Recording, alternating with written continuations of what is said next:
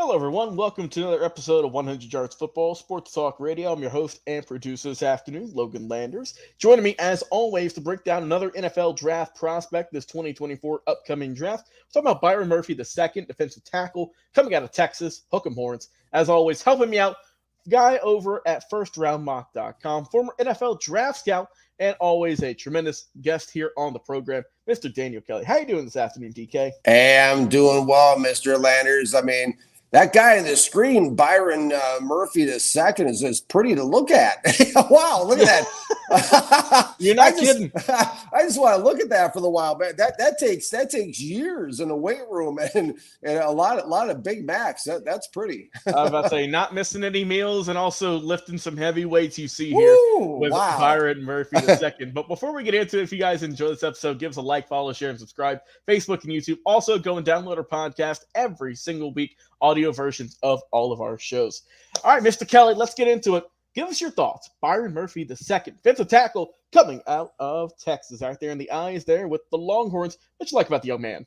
Oh, there's a lot to like. Starting with that picture right there is 6'1", 308 pounds. I mean, you notice those long, those arms, those muscular pipes for arms that he has in that. I mean, he looks jacked up. I mean, this guy is for real. Let's circle back to begin with. Of course, everything I do at FirstRoundMock.com is centralized upon the game film. Game film trumps everything. In 2022, I looked at him and studied Murphy against Texas Tech. And you can go right on the page on my site, and you can go on to his report. You can go down to the bottom of Scouting Report. You can actually click on the links to the games and watch them for accountability and just for the purposes of becoming, be able to see more clearly what everyone's talking about here if you want to watch the film. Because in 2023, I studied Murphy against Oklahoma, Houston, Alabama, Kansas State, and Wyoming. And at his size, again, 6'1", 308, he has this low center of gravity that allows him to get under the pad level at the snap. And he's really built. I mean, he's really the way he's built to be able to disrupt the pocket, and that's what today's NFL is all about. It's a game, as I've mentioned numerous times, it's about passing the ball and stopping the pass, and this is the type of guy that can blow up the pocket from the inside. A guy like this is a premium pick in the first round of the 2024 NFL draft because a lot of times teams are getting their pressure on the quarterback from the edge rushers or from a blitz with a blitzing backer, a linebacker, or a blitzing secondary safety or corner. A lot of teams don't have the luxury of getting a big-time push from the inside in the interior of the defensive line, but that is something that Byron Murphy, the second there on your screen, does bring to the game, and by doing so, he changes the complexion of a defense coming in from the inside there. He's a guy that was very, very impressive on game film.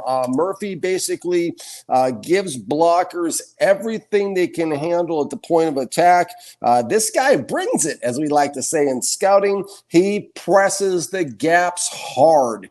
HARD with his compact, wide, and naturally athletic frame and that low center of gravity I've touched on a couple of times when he's coming off the snap and coming off the ball. He plays with great leverage, and he really tends, because of this, to draw a crowd. He draws a lot of attention, and what that means is he draws a lot of double teams, which, of course, is another benefit of drafting a guy like Byron Murphy II, because by drawing all those double teams, he helps free up other defenders and get them into the pocket, maybe a blitzing backer behind him or something of that nature on a delayed blitz. Murphy basically cracks the pocket the way you and I, Mr. Landers, may crack an egg.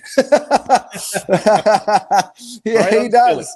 That's right. A little breakfast talk there in the beginning of the afternoon, but he crashes in hard like waves into the rocks. This guy, according to Pro Football Focus, 273 pass rushes in 2023, 5 sacks, 36 hurries and a 19.6% win rate. What does that mean? It means Byron Murphy II is winning the snap, winning and getting into the percentage, 1 of 5 snaps. I mean, that's a difference maker. That's a guy who is moving the meter. It's a guy that's changing the complexity of a game with a guy that gets that kind of pressure. And I tell you what, that's exactly what it looks like on film. I mean, every single play, it's like you just watch him and it's just like a surge coming from the inside. But also, he's not just one of these guys that's a pass rushing defensive tackle. He's also a complete 3-down defensive tackle. He plays the run like it's personal. He's got those big, strong, long arms you can see on the screen that I touched on. And what that helps him be able to do from a scouting standpoint is it helps him, those big arms, he's able to lock out, kind of like, a bench press where you're benching weights to go up and down. He's able to lock out and extend those long arms and create separation between himself and the offensive lineman or linemen that he's going up against to be able to come off that block and be able to get in position to make tackles. 2023, 29 tackles, 13 solos, 16 assists. He is very good at doing that. And also just in terms of that mass, that pure body mass and that low center of gravity, what does that mean when playing the run? He is very hard, if not impossible, to move all the way when teams are trying to run up the middle. Now looking at his positives and negatives, there are a number of them as we've kind of put Byron Murphy II underneath the first-round-mock.com kind of microscope, if you will. This guy is a naturally strong and thick build. As you can see there on your screen, powerful, thick legs where he's able to draw a lot of that power from as he comes up like that. That's where all the power comes from, is the lower part of the body for defensive tackles. He's got that.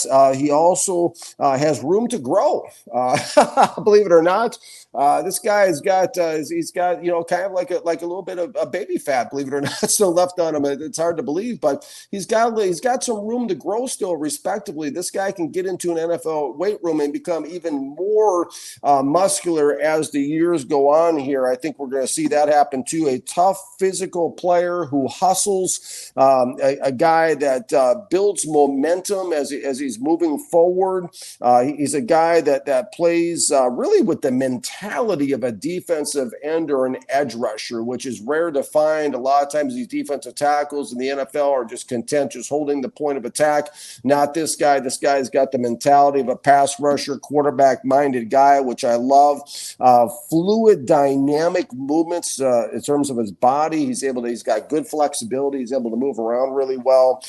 He's very disciplined. He's not a player that gets out of position from what I've seen on game film. He's got active and violent hands. Let's touch on this for a moment, okay? This is very important because it's not only that power in his arms, but he's got quick hands and he can move, and they're very violent hands.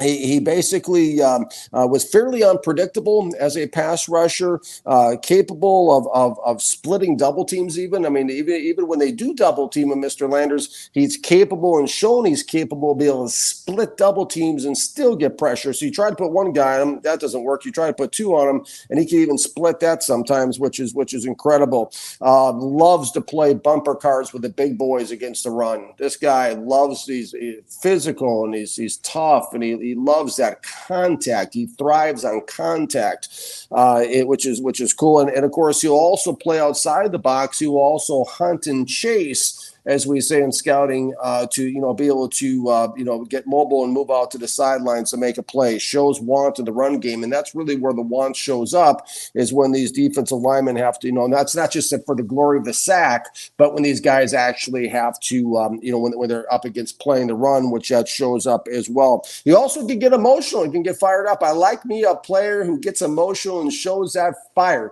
It's infectious. It helps to move the meter, and Murphy does show that fire. As far as weaknesses are concerned or negatives, somewhat unpolished as a pass rusher. He did flash, swim, and rip moves in the inside, but he's fairly unpolished. And because of that, he can kind of get bogged down and stalemated at times at the line of scrimmage because he needs to further develop. And that's what I think is scary about this guy, because the more I talk out loud about him and the more I kind of like envision him, from a weight standpoint, he's going to get a little bit stronger. And I think as he moves into an NFL team and he gets good coaching and maybe some veteran mentorship and training camp, I used to remember at the Jets after practice, the rookies would stay out with the veterans afterwards, and they'd be kind of teaching them. The ones who were gracious enough to stay out there and teach the youngsters, kind of show them different hand moves and different things.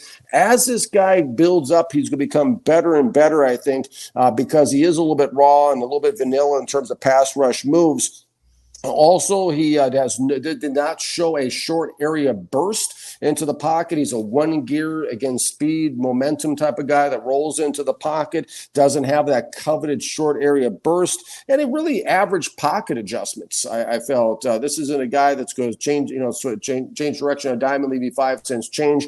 Kind of an average pocket adjustments at times when quarterbacks make quick moves to get out of the way of the rush. And against the run, he can struggle to disengage at times from blocks, despite having those long arms and that strength and power that he does have. So there is some inconsistencies that showed up in the run game. Those are things he's going to need to work on. But, really, I mean, the bottom line is this, okay? And this is what we got to talk about, is that if we're sitting in an NFL draft room and it's, it's pretty soon our team's going to be on the clock and, we're looking at a few names here and we're sitting around and, somebody, calls upon me and say, okay, DK, what do you think? Byron Murphy the second. Quick, 20 seconds or less. I'd say, listen, Murphy makes the pocket uncomfortable for quarterbacks, period. And that's really what it's about. This guy is a surefire first-round blue-chip prospect who I really liked and really kind of grew on me. And the more I watched him, as I said, I really see, I mean, he's good now, but I really see an upward trajectory with this guy, Mr. Landers, a guy that can continue to develop, which is actually a pretty scary thought. But I think this is one of those guys we're going to look back at and say, wow, this guy was a real game changer in the 2024 NFL draft. Your thoughts, Mr. Landers? Yes, sir, Mr. Kelly. Well said. What I like about Byron Murphy the second is, you mentioned it, you can't miss him, right? He's a freak of nature. You can see him everywhere he goes. And like you said, he's still got time to grow, which is kind of scary.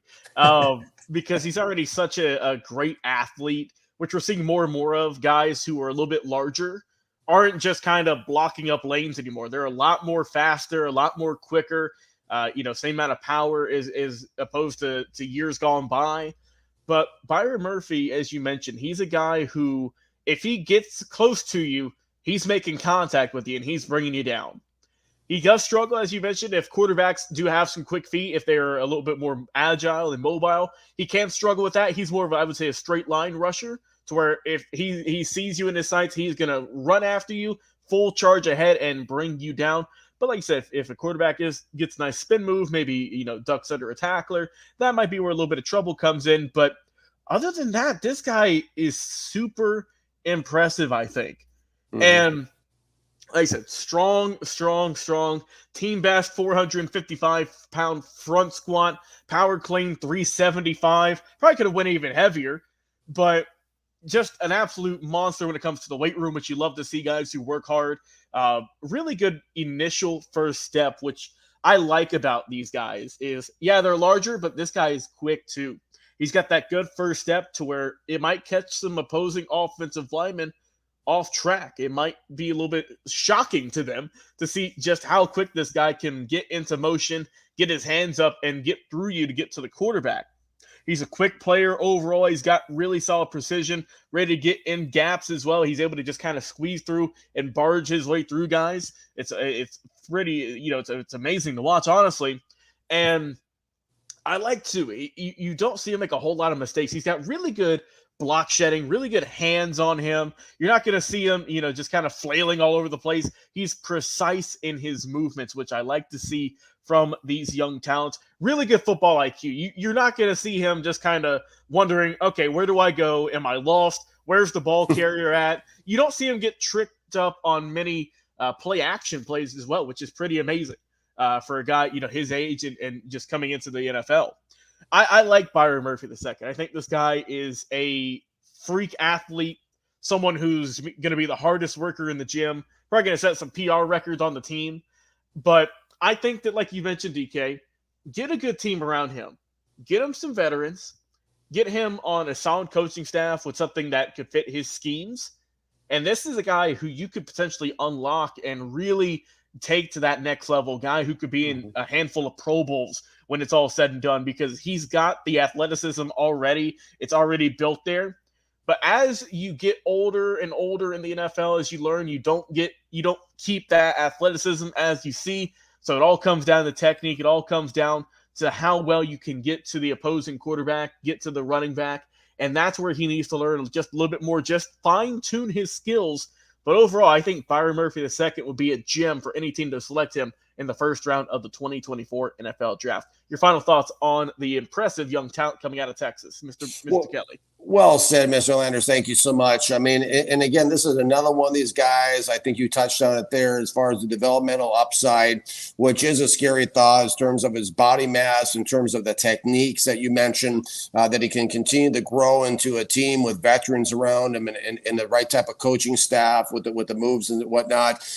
This is one of these guys, again, that has the upward ascension heading in towards the draft, which is exactly what you want to see from a fans and a draftniks perspective, is that you want to see these guys are getting better and better and still have room to grow with a very high ceiling, as they say on social media, which is this guy. Bottom line, I think when I look at a guy like this is I look at the mental aspect of it. This is a guy that gets into the quarterback's head. That's what this guy is here. This is a guy that, it's just like, I mean, imagine being a quarterback and having that on your screen coming towards you on every single play, and he just relentlessly, nonstop coming at you.